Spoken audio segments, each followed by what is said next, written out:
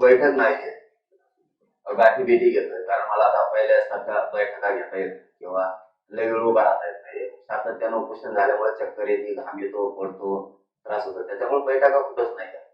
परंतु बाकीच्या जिल्ह्याप्रमाणे, पश्चिम महाराष्ट्राप्रमाणे हिंगोलीने सुद्धा रेकॉर्ड तोडले. रात्री निघाल्यापासून हजारो लोक रस्त्यांवरती आहे.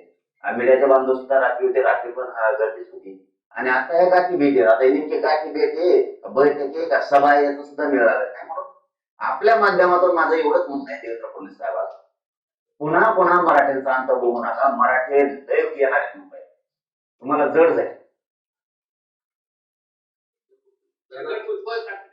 आरोप करतायत दिल्लीपर्यंत आंदोलन करा, कुठपर्यंत आंदोलन करा, मात्र आमच्या काही फरक पडणार नाही.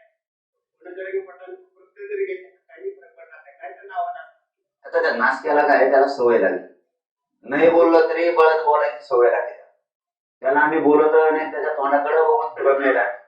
पण आता त्याला एक ओबीसीच्या जीवावरती राजकारण करायची सवय लागली, पद मिळवायची सवय लागली. ओबीसी साठी काहीच नाही करण्याची त्याची कायमची भूमिका आहे.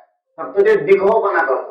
इतकं नाटक आहे ना, देव नाटकात बी होता वाटतं, तमाशात नाटकात काय तरी वाटा देऊ पाहिजे ती, असं बेस्ट त्याला पाठ करता येते नाटकात. फक्त ओबीसी ओबीसी म्हणायचं, गोरगरीबाला भोळ्या बाबड्या ओबीसींना फसवायचं आणि सत्तेवरती बसायचं, ही त्याची पहिल्यापासूनची चाल आहे. काही करत नाही. आमच्यात काही बोलायची त्याला गरज नव्हती, आम्ही त्याला बोललो बी नाही. आता बोलायची काही गरज होती का? त्याला काही घेणं आहे का? आम्ही आमचं कायदेशीर मागतोय, हक्काचं मागतोय, आमच्या नोंदी सापडल्या, याच्यापेक्षा आणखीन काय पाहिजे?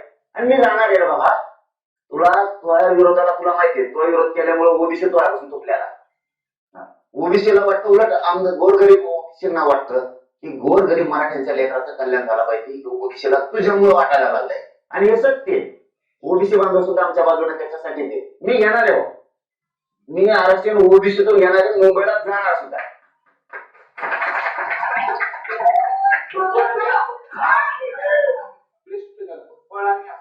म्हटलेलं आहे की जरांगे पाटील जर अशा पद्धतीने आरक्षण घेण्याचा प्रयत्न करतील तर आम्ही सुद्धा रस्त्यावर उतरू, ओबीसी असं म्हटलेलं. तुला काय आलं दुसरं त्याच्याशिवाय? तू माणसात माणूस ठेवला नाही मराठ्यांचा ओबीसीचा.